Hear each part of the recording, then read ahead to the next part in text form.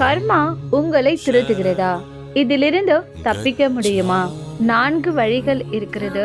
1, இறைவனிடம் சரணாகதி. எல்லாம் உன் செயல் என்று இறைவனிடம் முழுமையாக சரணடையுங்கள். அகங்காரம் அழிந்தால் கர்மா அழியுமாம். 2, நாம ஜபம். தினமும் இறைவனின் நாமத்தை உச்சரியுங்கள். தீ எப்படி குப்பையை எரிக்குமோ அப்படி நாம ஜபம் பாவங்களை எரித்துவிடுமாம். 3, ஜீவ காருண்யம். வாயெல்லா ஜீவங்களுக்கும் ஏழைகளுக்கும் உணவளிங்க. பிறருக்கு செய்யும் உதவி பழைய கர்ம வினையை தீர்க்குமாம். 4, பற்றற்ற நிலை. தாமரை இலை நீர் போல எதிலுமே அதிக பற்று வைக்காமல் கடமையை செய்யுங்க. வினை உங்களை ஒட்டாது. இது எல்லாமே சரிதாங்க. ஒரு உண்மையை மட்டும் நல்லா தெரிஞ்சுக்கோங்க. கர்மா நம்மளை விட்டு போகாதுங்க.